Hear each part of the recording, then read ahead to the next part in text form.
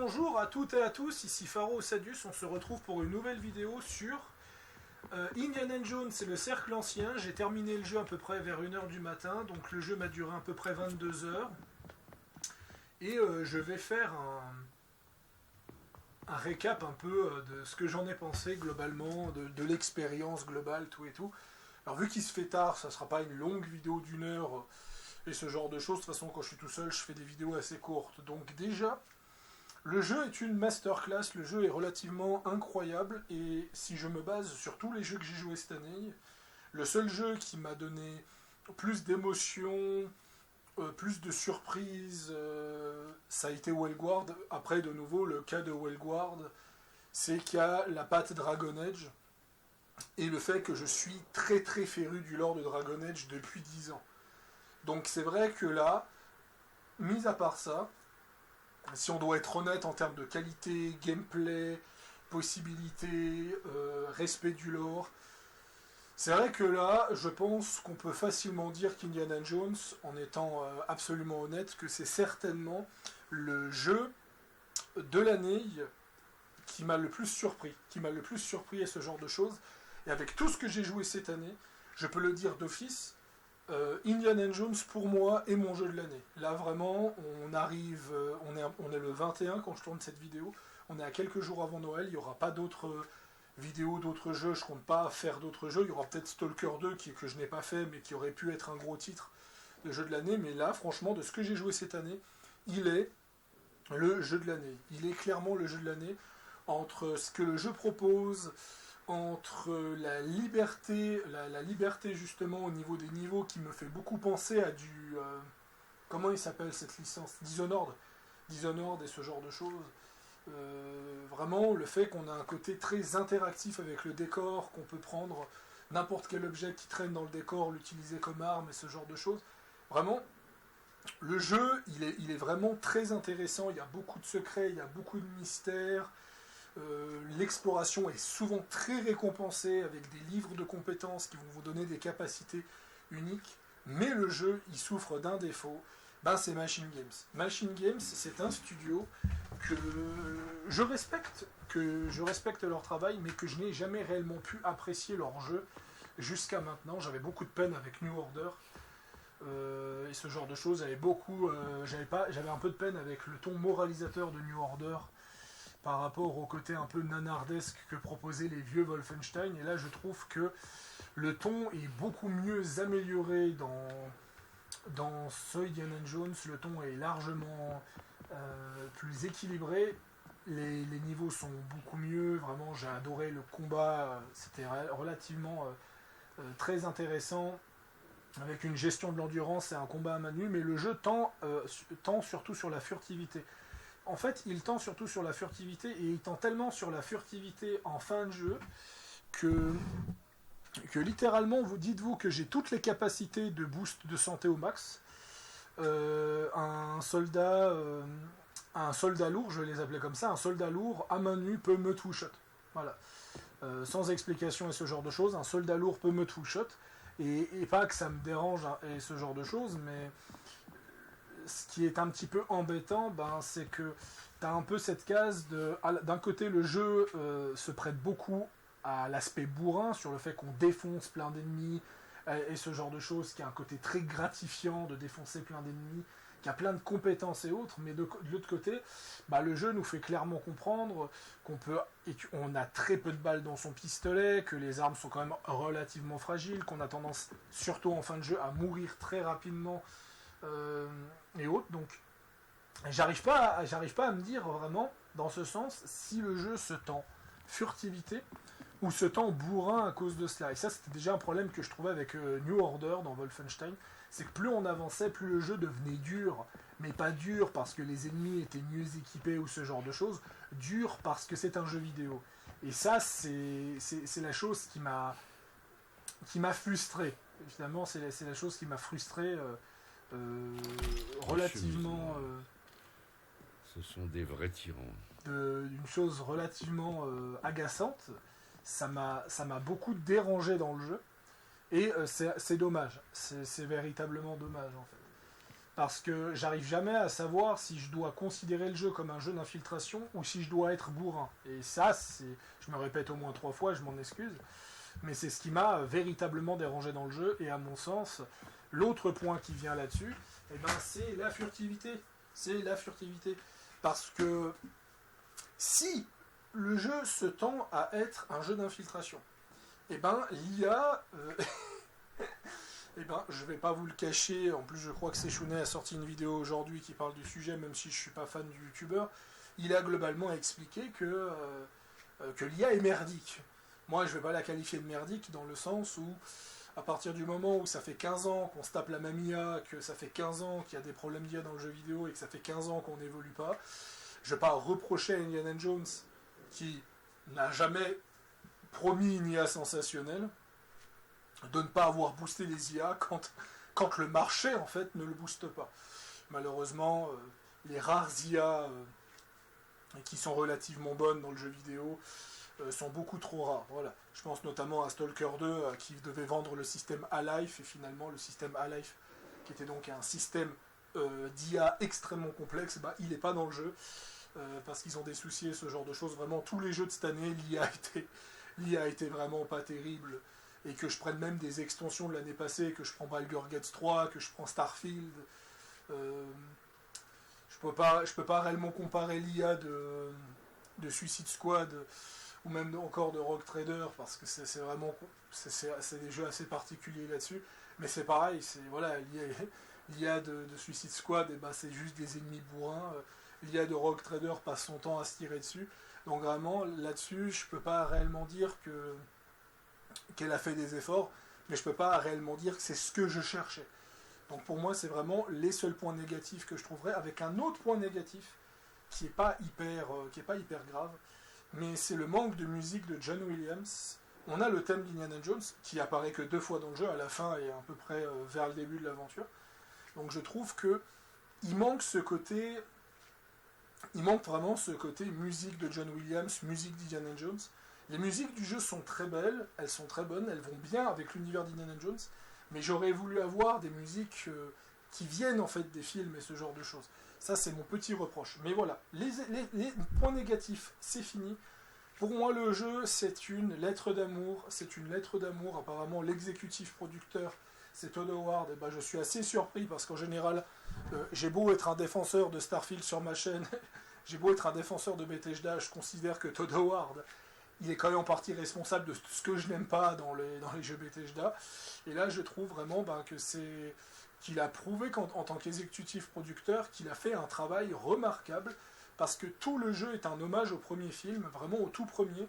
Un petit peu du troisième film, mais surtout le premier, et clairement, le jeu, on prend juste les cinématiques, ce qui se passe dans le jeu, on en fait des trames d'action et ce genre de choses, et on le met en cinématique.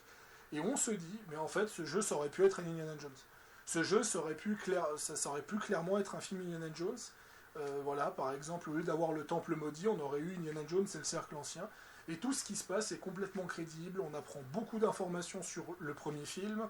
On a des réponses par rapport au premier film qui n'ont jamais été abordées par Steven Spielberg. Je ne sais plus si George Lucas il a aussi travaillé, mais surtout Steven Spielberg. On a vraiment des réponses qui sont nettes, qui sont fluides, et ça annonce vraiment que Indiana, il n'est pas prêt à arrêter, en fait. Il n'est pas prêt à arrêter ses aventures. Et donc, clairement, je pense que j'ai hâte de voir les DLC, j'ai hâte de voir la suite par rapport à ça. Juste énervé du système de combat avec la difficulté, mais ça, c'est pas trop grave. Et vraiment, le personnage, il est hyper intéressant, l'antagoniste est intéressant, donc le docteur Voss, hein, comme il s'appelle, le docteur Emmerich Voss, qui a été montré dans les bandes annonces et ce genre de choses. Vraiment, très bon antagoniste. Si je devrais le qualifier au niveau des films, je le trouve plus intéressant que Donovan. Je le trouve plus intéressant en fait que le 4 et le 5. Peut-être pas autant que le prêtre Kali et que Belloc. Pour moi, Belloc, c'est un peu l'apogée. Et il fait très Belloc, hein, d'ailleurs. Pour pas trop spoiler, l'antagoniste fait très Belloc, mais avec un côté qui fait très Baldur's Gate 3, comme je vais l'appeler, où il parle souvent avec les mains et ce genre de choses. Il fait beaucoup de mouvements avec ses mains. Et j'ai trouvé que c'était un peu dérangeant parce que ça faisait des fois trop théâtral dans certaines scènes. Vraiment, ça m'a un peu dérangé et malheureusement, je trouve que le personnage perd un peu de sa profondeur sur la fin. Donc on n'est pas sur méchant Meister Game et ce genre de choses qui avait tout prévu. Voilà, c'est pas du 40K non plus, hein, mais je trouve vraiment que l'antagoniste est excellent malgré quelques petites faiblesses. Mais voilà, les scènes de combat contre lui, c'est du pur Indiana Jones. Il n'y a pas à chier, vraiment. C'est relativement excellent par rapport à cela. L'aventure en elle-même, de nouveau, on est sur les mythes religieux et ça fait plaisir après être parti dans le 5e film sur un mythe plus scientifique avec un soupçon de mythe antique et le 4e film qui était parti sur les aliens. Je trouve que repartir sur les mythes religieux, comme dans le 1er et le 3e film, et le 2e, même si c'est une autre religion, je trouve que ça a donné un peu de panache avec le jeu. C'est relativement bien. Le doublage FR de Indiana Jones est toujours géré par Richard Darbois, ce qui en fait une immense qualité par rapport à la VO qui est jouée par un acteur qu'on voit dans quasiment tous les jeux vidéo de motion capture. Mais comment dire, ça génère un problème. Ça génère un problème, et le problème est le suivant, c'est que Richard Darbois, autant il donne un côté authentique, ce qui fait que si on regarde les vieux Indiana Jones et ce genre de choses, on va se dire waouh, c'est comme les vieux et ce genre de choses, mais de l'autre côté, t'as des passages où on sent que Richard Darbois, il a plus de 30 ans. On sent que Richard Darbois, il a plus de 30 ans, et autant, des fois, il parle de manière fluide, et des fois, dans certaines scènes, notamment les scènes de baston, où il commence à dire « Ah là là, ne tombe pas au sol, sale chemise noire !» pour donner des exemples. Et on sent tout d'un coup qu'il a une voix de vieux, on sent qu'il a beaucoup de peine à jouer par rapport à son âge.